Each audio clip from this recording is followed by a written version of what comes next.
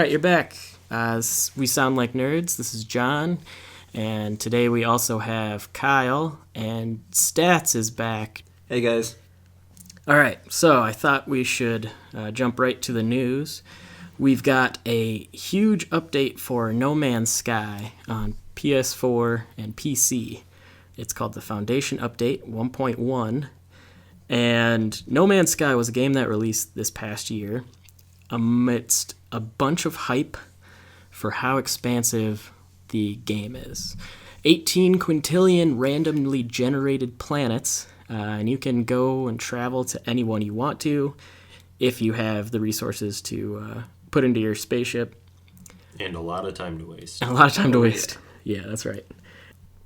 See, what happened with No Man's Sky is a bunch of outlets got wind of how big the game was going to be based on an algorithm that the team at Hello Games created. And from there, it got more and more attention on Reddit, and people thought it was going to be this groundbreaking new IP from a really small team of developers. It's just a little indie studio. The previous games they had made were just a little bit of a motorcycle racing 2D, 3D kind of platformer. So it was really ambitious for them to be going in this route. And after the game released, all of the promises that were kind of put out there, you know, the studio probably felt pressure to advertise the game as something it wasn't quite there at launch. And so you had a lot of people experiencing buyer's remorse. It got so bad that both Steam and PSN were offering refunds. Kyle, Jordan, did either of you play No Man's Sky online? I did not. I watched some YouTube videos of it just to see what it was like, but it did not pique my interest. It's a glorified mining simulator, basically. It's like Minecraft in outer space. Kyle, did you see anything? Well, I myself have an Xbox, so I'm not really into the outcast here. But from what I saw, it definitely would have been, if I had a PS4, I would have picked it up right away, just from what they hyped it as. And even now, I mean, yeah, it can probably be a bit repetitive from the videos I've seen, but hopefully these patches make some difference in there, because it's an idea that's wildly cool. Yeah, so I purchased No Man's Sky. I actually pre-ordered based on stuff that I had seen a couple of years before when it was first announced. And I always said, you know, if I got a PS4, that'd be one of the games I got. And it's cool. I mean, you can name planets, you can name systems, you can scan animals and plants and name them. If any other players come to your system, they'll see all this stuff that you named. So that's pretty neat. But it's such a big galaxy that you really won't be able to find other players. And there was even controversy when two players finally did find each other. They weren't able to actually communicate. They couldn't see each other, but they really? were, yeah. Oh my gosh. So that caused a lot more, hatred just thrown at the developers, Sean Murray and the people at Hello Games, which, you know, if that's warranted or not, who knows? But this Foundation update, they listened to all of that, you know, terrible feedback that they were getting from their games, and they added a base building feature where you can build your own home base. You can hire NPC merchants to research things and become merchants for you at your home base. You can buy transport ships to ferry goods for you to different systems where you can get better prices. They added 3 new game modes, just a bunch of quality of life things that should have been there at launch, but at least the developer is releasing these. And according to Sean Murray and Hello Games, they're all going to be free until they get the game up to the way they wished it was at launch. Do we know, did they rush into, like, meeting a deadline to get the game out originally? I don't think so, because what they originally came out with is what they were going for. Yeah, No Man's Sky, I'm pretty sure it was in development for 4 or 5 years. And, you know, it's just a team of, I think they had 12 or 18 guys. And most AAA titles, you know, you have a team of 250 to 350, you know, people working on something. Yeah. So 12 people making a game this huge, pretty impressive. And they kept actually pushing the date back leading up to release. So, yeah, it's good that they have these quality of life things, and they say it's the first of many updates. That's why they named it the Foundation Update 1.1. But if you have a PS4 and you've picked up No Man's Sky, you can check out that patch drop today. And no one knew it was coming, so that's kind of cool too. It's always nice to have a pleasant surprise. Yeah. All right, next news article. Martin Scorsese's got a new film coming out. Ooh. It's called Silence. The trailer dropped a few days ago after we recorded last week's episode. The episode that sounded like we were Camping. eating Pop Rocks, maybe. During the recording, we were not. We had some problem with the equipment, so that hopefully is not going to happen this week. But yeah, Martin Scorsese, he always makes beautiful looking films. Kyle Jordan, have you seen any of Scorsese's work? Did he direct the movie with Leo DiCaprio where he was... He's directed a few with Leonardo DiCaprio, actually. Shutter Island. That's what I'm thinking of. The Departed. The Departed, yeah. I haven't seen The Departed. The Departed is a solid film. That would be a good one to Yes. have him comment on. We'll have to do watch that it, yeah. for our Patreon, maybe. Scorsese is a ridiculously talented director. For American directors, one of the most highly regarded for the films that he's done. So this movie, Silence, is about two priests go looking for a fellow priest, played by Liam Neeson, in 17th century Japan, where they're trying to spread the word of God in a country that does not celebrate Christianity. So that should be pretty interesting. It's always fun to watch missionaries trying to do their job. Yeah. And it's Andrew Garfield and Adam Driver. Yeah. So two of the biggest ears in Hollywood. Adam Driver, I'm drawing a blank right now. Kylo Ren. Oh, okay. Girls. Yeah. Excellent. Okay. The big-eared guy. I love Adam What do Driver. girls have to do with that? He's in Girls. Oh, Girls. The show on HBO. Okay. Yeah.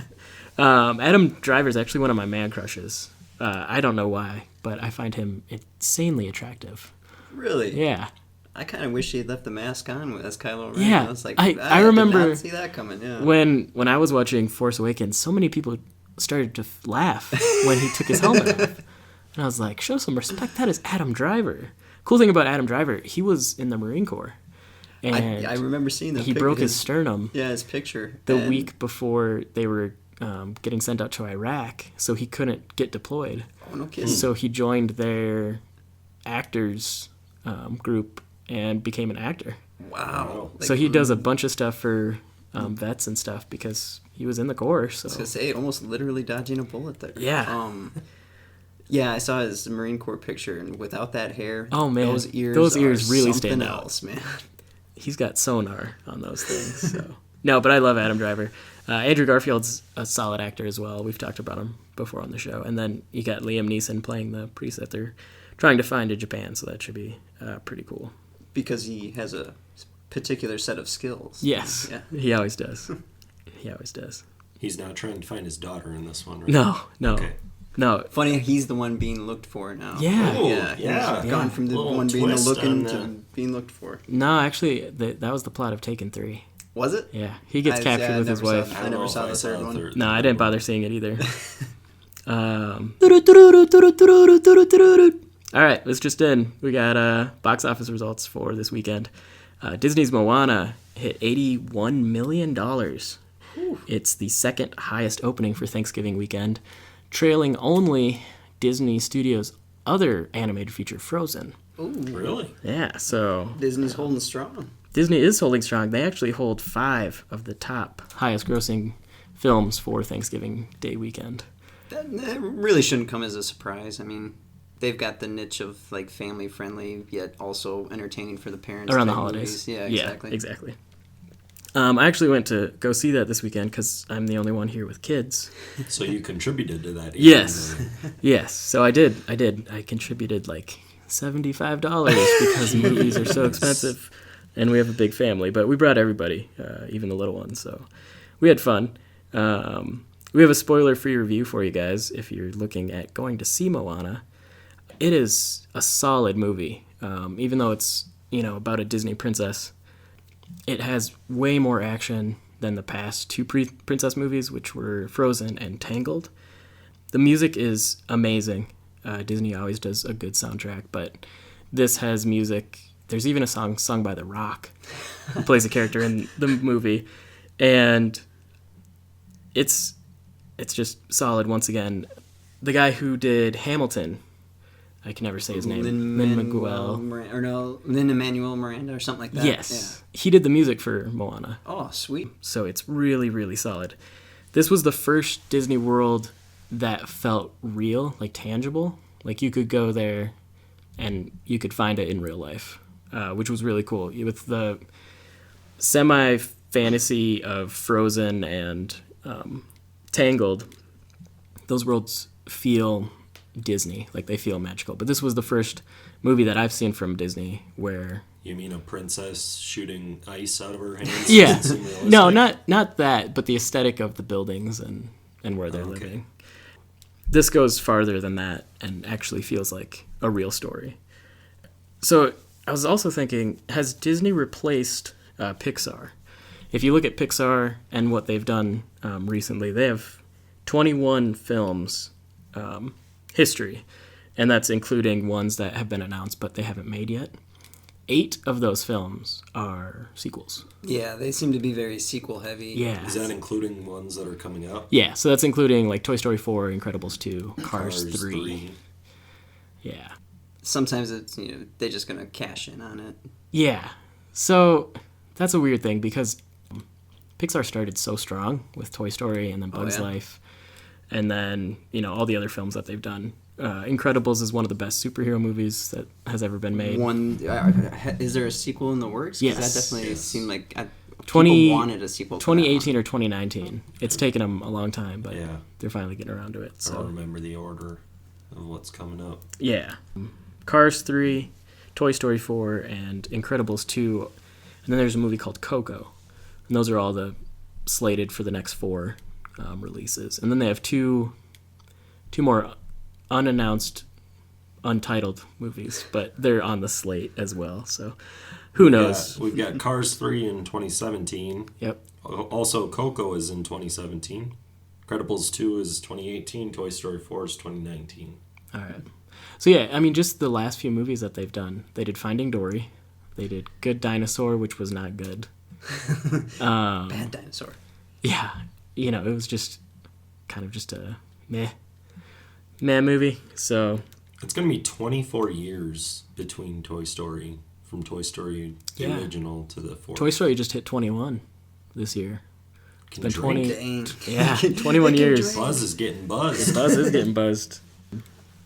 Yeah, so it's been a long time since that first movie came out. And to me, Toy Story 1 is the best of the Toy Story movies. The other 2 had their moments, but I don't know. You can't get better. I really like 2. You like 2? I don't think I saw the third one. Okay. I know I've seen the first one. I'm probably seeing the second one. It's a tearjerker. Yeah, they just punch you in the nuts. Oh. That whole movie. I gotta watch it by myself then. Yeah. Can't see anybody let me get through the...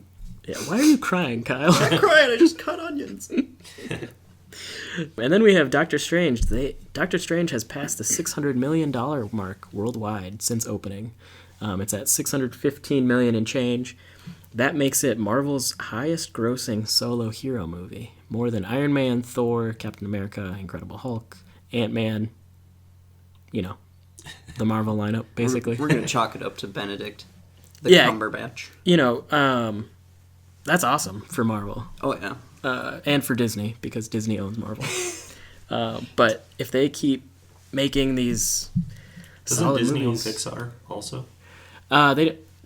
They distribute split for Did they? Pixar. Oh, But they did buy them back in That's what I thought. 408. So. Yeah, I thought they had purchased them back in the day. So really, if Disney overtakes Pixar, it's still Disney getting all the money anyways. Disney gets a huge cut. So next we have, we'll talk about Final Fantasy 15 releases this week. It releases on Tuesday, starring Prince Noctis and a bunch of his boy band buddies, seemingly walking through the desert, pushing a car. Did either of you see Conan O'Brien and Elijah Wood playing the game on Clueless Gamer? I did not. That sounds hilarious. They just tore it up. They just made so much fun of it, and the developers were outside the room, listening to them the whole time. And Conan was just giving the game a ton of shit. So that's hilarious. As in, it's not that good? It's not his type of game. Okay. Yeah. Final Fantasy is a very You either love it or you hate it. It's kind of a niche thing. Yeah, it's very niche. That niche is huge. Oh yeah, definitely. Huge. What am I, French? Huge niche. That niche is huge. But I haven't found a Final Fantasy game that exciting since like 8. I've played all of them. 12 was good, but it's one of those games that the battle system changes that they make each time. Sometimes you love the battle system, sometimes you hate it. And, I didn't find it that interesting. But, Kyle, what are your predictions for Final Fantasy 15? Well, from the videos I've seen of it, it looks pretty good. I've got high hopes. Obviously, anytime a Final Fantasy comes out, it's worth taking a look at. They don't just kind of throw things out there with, they seem to polish their stuff pretty well. But I actually was just started downloading the playable trailer, the playable demo right before I came here, so I didn't actually get any hands-on time with it. But the environments look beautiful. It's kind of hard to tell based off of the trailers exactly what you're going to expect from it, but it looked far more action orientated than the last ones. Yeah, it looks a lot like a Kingdom Hearts game. Yeah, with exactly. How much action's in the That's combat. actually a good analogy. Yeah. And the game's been in development for over 10 years. I mean, it originally was Final Fantasy 13 Versus, or Final Fantasy Versus 13. It was going to be a spin-off of Final Fantasy 13, and they kept pushing it back. So yeah, if you are making a game for over 10 years, it better look good. Yeah. when you're done with it. So, I don't know if I'll pick it up right away. There's just so much on my backlog for games to play, and a Final Fantasy game is always going to suck 200 plus hours out of you. So easily, yep. Kyle, or restart that. Jordan, what are your predictions for Final Fantasy 15? Do you have any predictions? I have nothing to add on that. You guys covered it quite well. Your predictions will probably come true then, because you have no predictions at all. I have no... What's the word I'm looking for? Horse in the race? Expectations? Expectations. Thank you, Kyle. I think that's always the best. So there's no way it could let me down because I don't know what to expect. I'm sorry, horse in the race is a much better analogy. Is it? No, it's not. I'm just making that up. Dog in the fight? Yeah. It does look like, Kyle, I believe you were going to talk about, it's going to take up a lot of space. Oh yeah, they released the estimated sizes, so it's looking to be about 50 to 51 gigs. Oh, that's a big game. Yep. Apparently, it's going to be about 50.7 or so for the PS4, but you need almost over 6.5 just to start it. So Jeez. Xbox One's sitting at just under 51 Gs, 51 gigabytes. Yeah. Oh, your hard drive taken up. Yeah, it's a sizable chunk, but Yeah. And that's if you download the game, or that's even if you buy the disc? I'm not sure how the PS4 works, but even with the Xbox Ones now, you actually have to install your game to the hard drive, even if you have the disc, which is, in my mind, kind of stupid. Yeah, but so it uses the hard drive for save files and for like startup and for basic loading operations, so the game disc isn't spinning the whole time. So, so what purpose does the disc serve on a PlayStation? pretty much it's like the key. Like, the key, and you're going to be running most of the... Does it save any space? Yeah. Because if you have it on the disc, you're not putting 60 gigs of stuff out of your hard drive. Yeah, mostly I only download games now for my system. I have one disc, and it's for NHL 17. So yeah, I'm always trying to move stuff around just to, maintain space on there. So, do those PS4s use external hard drives too? you can take out your hard drive and put a new one in. Oh, okay. Yeah. Really? Mm-hmm. If you wanted to, there's tutorials online on how to do it, but you can always get the PS4 Pro, which just launched, and it's built for like 4K resolution TVs, but the cool thing is I think they started at 1 terabyte for a hard drive, so that's already double what the base PS4 is. So Yeah, I had to hold out for my Xbox One to get the terabyte. I was like, knowing that you have to install all your games, it's like, yeah, it's going to take up a lot of room. Yeah. So I just held out for a while and bought the terabyte. Sure. That's a good idea. I have a 500 gig PS4, and it works for me for right now. So That's what I have too. we forgot to mention our rating system for movies. I know I did a non-spoiler review for Moana.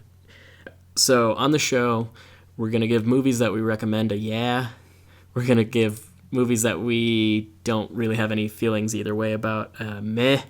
And we're going to give movies that suck or are terrible a nah. So that's the only rating system we're going to work with. And if you don't like it, sorry, you can send us a message on Facebook or Twitter. I hope someone, please send us a message on Facebook or Twitter. Yeah, exactly. I check that thing every few hours. Crickets. There's no one around. Feel free to rate our rating system. Yes, please do something. We are so lonely, so desperately lonely. We'll accept it. Meh. Yeah.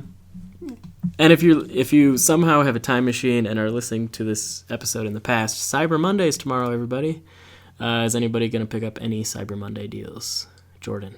I really hadn't thought about it. I guess I'll check what's out there, and if anything piques my interest. There you go. Like most sales. Yep. I'll browse Xbox Live and see if they got anything good on there. Sure. I think they've had a couple of sales going on the last week, so there was always a couple that I was like, like the new Deus Ex. I was like, I really want to pick that one up. Hopefully tomorrow they'll have it even cheaper.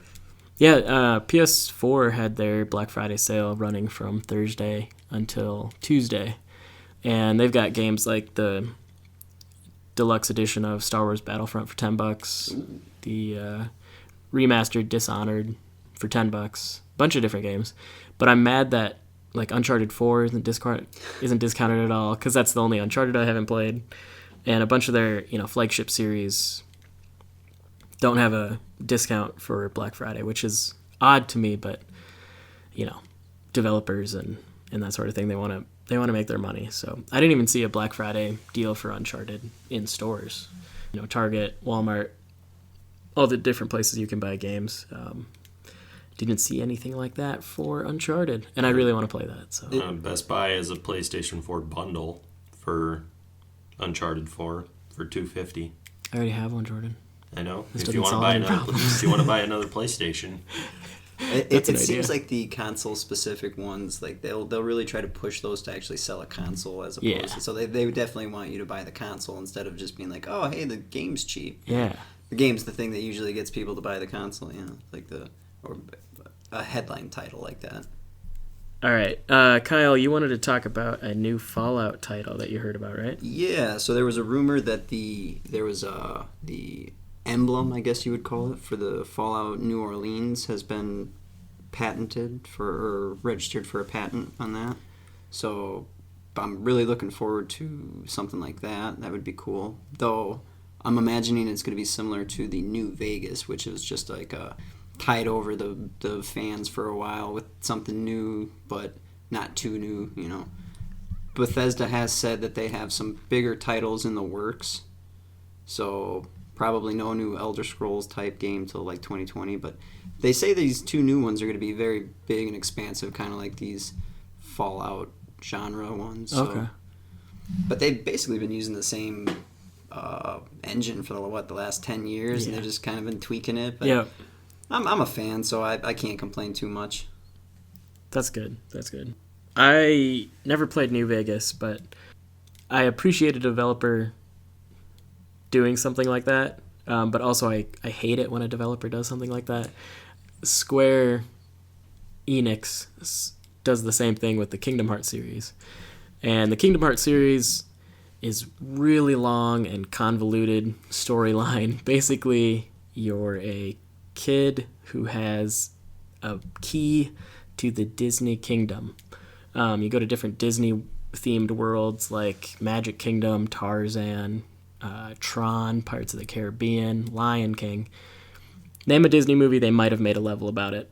But the sequel has been pushed back just as long as Final Fantasy 15 has. It's easily one of the longest, most awaited sequels, and they keep coming out with different HD remasters for different systems. So yeah, developers stop doing that. It's really, really annoying, but I understand. Yeah, I guess Bethesda gets a pass because it takes them less time to come out with big games than it does for Square. So, all right, let's get into the main meat of the episode. We are going to talk favorite Star Wars memories in the lead up to Rogue One. So yeah, Rogue One, I've gotten a little bit farther in that book, Catalyst, that we talked about last week. And I'm looking forward to it. The book was focusing on her father. It's focusing on her father and another guy from the movie Krennic. He's the guy in the all white that we've seen in the trailers. Him trying to recruit her dad to build the Death Star. Oh, okay, yes. And that was him saying something about not failing. Yeah. Cool. Yeah. So, since we didn't really have a topic for this week, I thought we could talk about our favorite Star Wars memories. Jordan, you don't really have a favorite Star Wars memory. No, as I mentioned, I just seen all of the 6 original of the 2 trilogies. Yep. You saw Force Awakens? I did see Force Awakens. I did like that one. Yeah, like I said, I mean, I didn't mind The Phantom Menace. I kind of was okay with that one. What would you say your favorite Star Wars movie is, though? Well, it's been probably 15 to 20 years since I saw the original trilogy, so I really only am going to measure off of the most recent ones. Sure. And I'd probably have to go with, what was the third one of the new trilogy? Revenge of the Sith. So I liked that one, or I liked The Force Awakens. Okay. Revenge of the Sith was, I thought, the first good prequel movie. It gets a rating from me. The other ones get a meh. But yeah, I liked Revenge of the Sith. The amount of lightsaber duels. Yeah. That's one problem with the prequels. The duels are so pretty that you can tell they're not killing blows, that they're swinging at each other. Yeah. The Obi-Wan and Darth Maul fight in Episode 1 is very, very... There's no way he would be hitting him with that swing, so why is he taking that swing? Whereas the fight between Obi-Wan and Anakin at the end of Revenge of the Sith, they're out for blood, it looks like. Yeah, it's like really putting a lot of force into their swings. It's a very violent fight, so that's good. I like Revenge of the Sith. That's your favorite Star Wars movie. That'll work for the newest one. Okay. I mean, yeah, Force Awakens. yeah. And people had problems with Force Awakens after it. Like, it's hip to like hate things now. I don't know if it's a hipster thing or something, but something that's good just gets shit on by random people, and then Force Awakens, it's just a rehash of the first New Hope. So that's what people wanted after the digital vomit fest that was the prequels. So you can't make everybody happy, and Star Wars fans are usually the worst at that. Nothing's ever going to be as good as they think it should be. Well, that's the thing. Like it goes to kind of nostalgia. Like people that remember the original, the New Hope, and the Return of the Jedi and Empire Strikes Back. So when they compare it to their memories of those, rather than the movies themselves, it's never going to stand up to it. So it's, yeah. Come on, people. Force Awakens was great. It was good. I liked it. Kyle, what's your favorite Star Wars memory? Anything, toys, games, books, movies? So when it comes to the movies, and this is kind of true with all like big saga movies, especially things like Lord of the Rings and The Hobbit, I always enjoy the beginnings. So for me, I really liked A New Hope. Like, the first foyer into the whole Star Wars universe, you know. But favorite memory from any of the Star Wars stuff is playing the old Knights of the Old Republic games. Okay. And I remember playing like the Super Star Wars stuff on the Super Nintendo. Yeah. Horrible games. But like it was, I don't know if it was one of BioWare's first big titles or not, but it was. They had a few things out around that time. Yeah. Basically, I remember remembering BioWare solely because of that game, because I was like.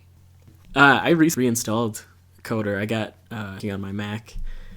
It's been a long time. I don't remember anything, so it's very well. That's kind of fun then, because then it's like re-experiencing it for the first time. Yeah, and I played it on I think Xbox. Yep. But that might have been think that was Knights of the Old Republic 2. I don't remember the first one being on. And that's the thing, like those two were so similar Yes. that it kind of they blend together a lot. But Stats, what do we got on that?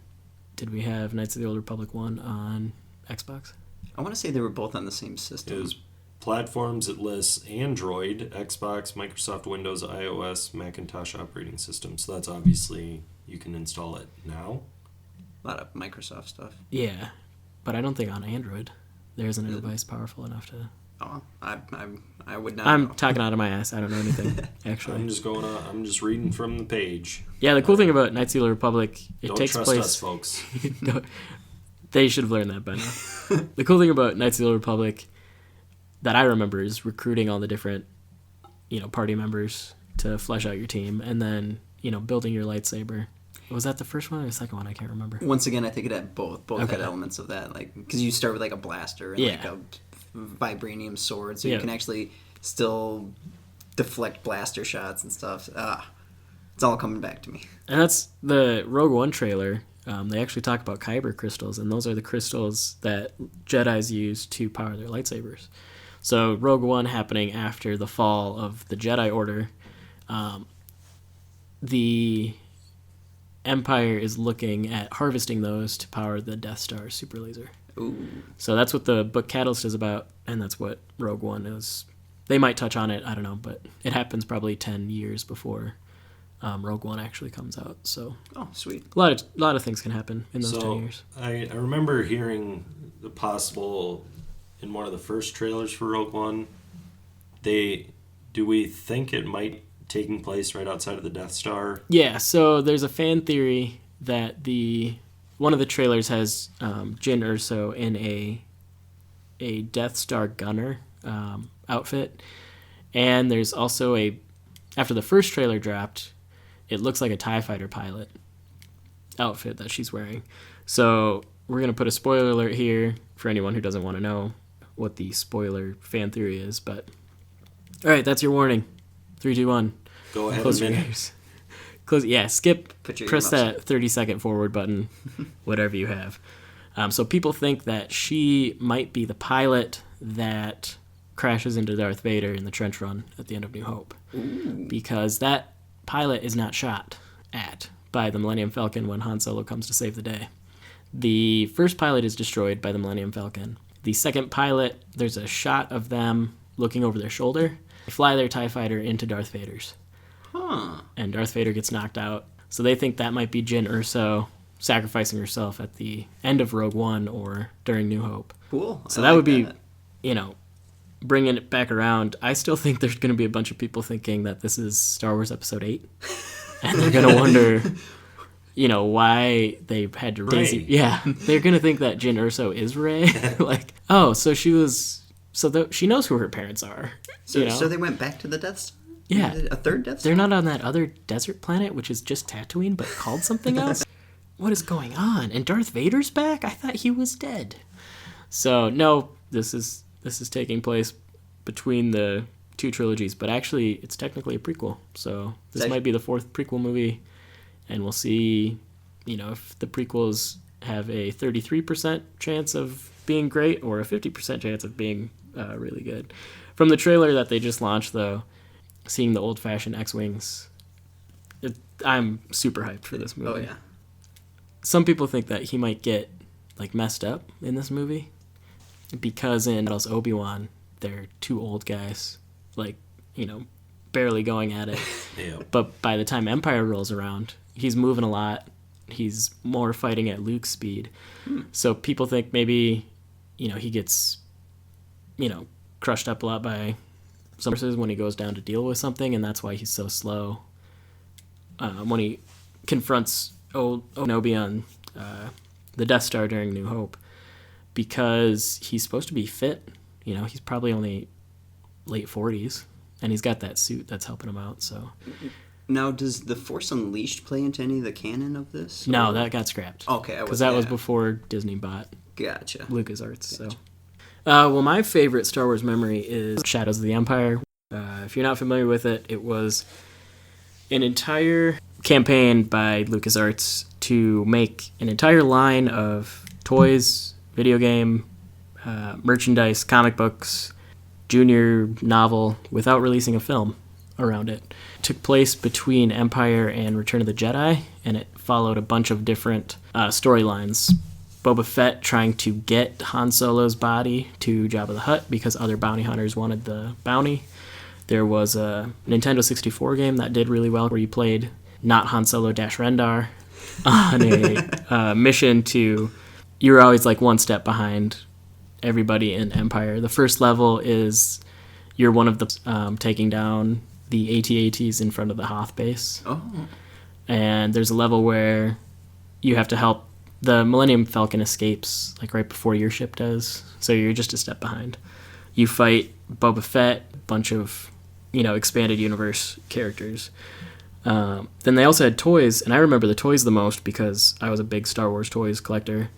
When the special editions were announced, Kenner, which was bought by Hasbro, Star Wars toys, I don't even know if you remember them, we'll have to pull up a picture. They were really odd looking, like bodybuilder. Oh, like the super action figures? Yeah, really weird. I hope you still have some of these. You might be sitting on a gold mine. No, see, that's the thing. The reason old Star Wars characters became so valuable is because they went negative value. People would actually pay money to get rid of them. And so that's when Star Wars became popular again. They gained so much value because they were negative value for a time. Yeah. It's a good economics lesson there. Yeah. So that's what happens. That's why like collector's editions of toys nowadays, they make 40,000 of a toy. You can't really say it's going to be worth something someday because there's always going to be 39,999 left. But there were cool variants of the toys. There was like Bounty Hunter Chewbacca. He had like green armor and like an eye patch because they had to go undercover to try to do stuff in the Shadows of the Empire storyline. There was an Imperial Guard Luke. You could take off his helmet, but he was in the Imperial Guard like outfit. There was the Dash Rendar character who was just Han Solo with shoulder pads. But he had a really cool ship in the game and in the comics, so that was my favorite Star Wars memory. We're going to have our last segment here, Nerd Out. Jordan, what are you nerding out about lately? The game I've gotten into recently is Farming Simulator 17. Yeah, that's fucking nerdy. Yep. What? I always say don't knock it till you try it. It's a good game you like games that pass the time. I mean, we talked about No Man's Sky. Yep. That's a game that'll waste time. It sure will. Isn't that what video games are? Is just games to pass the time? How defensive you are about Farming Simulator right now. It's nice to know, though, like with Farming Simulator, you're going into a resource management game. Like, these other games now, they just throw that in there. Like, so basically a lot of what we play is resource management anyway. So there it all just adds into that, No, I haven't played a Farming Simulator game unless you count like Farmville, back when Farmville was a big Facebook game. Yeah. Not really a actual farming simulator, but it's pretty sweet though. It is. It's exactly what you expect. You plant, harvest, and fertilize. Nice. Gotta make your money. I was going to say that plant, harvest, fertilize. Yeah, that's out of order. You could put them in the other order. I was going to say that could go for several different things. You could put that into almost anything. You'd be like, we're gonna. You might want to cut that part. Yeah. Kyle, what are you nerding out about lately? Westworld. I don't know what I like so much about that. I finally caught up to Westworld. Did you? Yeah. How are you liking it? That twist that they put in, I don't know if it was last week or the week before. Just throw out the spoiler alert. With the that person that is not human. That was a big twist for me. Isn't that like 3/4 of the show? That is. Most people on the show. Yeah, most of the characters are robots, but we have our first character outside of the park that is a robot or a robot, and we didn't know that they were a robot, but now we know that they're a robot. That's very scary. How did they break out? Yeah, you haven't seen the show, so we have a traitor. We do. Or do we? We don't know. Anthony Hopkins is a vile piece of crap, though. Oh, I love him in the show. He is excellent. It goes into that whole like how much you can appreciate an actor by how much you hate him when they play a villain. Oh, he is so solid. good. Solid. So people think that the character from Always Sunny in Philadelphia is I forget the actor's name, but McBoyle. Yeah. Yes, is the Man in Black, and it's a split timeline that they're doing. So all of the stuff with Dolores and him is happening before the accident 30 years ago. That becomes the Man in Black. Ed Harris's character? Ed Harris's character is... That just blew my freaking mind, Yeah, man. because we know that he's rich. The character that he plays is just being brought into that company. So maybe he takes over the company. Ah. So, yeah. Interesting. How much there is to that, because Man in Black was a robot. The more I know about what the Nolans do, their work, it's their stuff. Real good stuff. They are good writers. Definitely. Stats, what are you looking up?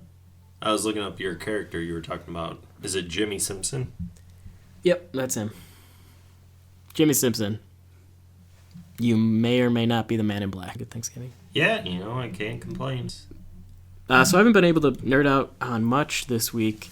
I've been playing a bunch of Hockey Ultimate Team on NHL and realize how much of a pay-to-win system that is. Have you spent any money on this? No, I've not. I've been pretty good I haven't spent that much money on buying packs of cards for players because it's better just to buy players off the auction house. This is a game mode where you collect player cards, and that's your team that you play with against other people online. So there's a auction house for player cards, and it's much better just to buy stuff off there instead of a random chance of a pack of cards that you can buy from EA. So yeah, so I've been playing a lot of that. I haven't gotten any better. I haven't gotten any worse, but so yeah, that's what I've been nerding out about. All right, Jordan, how can they reach us? You don't know. Make him read it. I read it the first time. I'll read it this time. You read it last week. Yeah. He hasn't read it yet. It's okay. I can read, I promise. All right, so if you want to get in touch with the show, you can find us on facebook.com/wesoundlikenerds, and if you want to support the show, you can find us at patreon.com/wesoundlikenerds. And until next week, I'm John. Jordan. And Kyle. And this has been We Sound Like Nerds.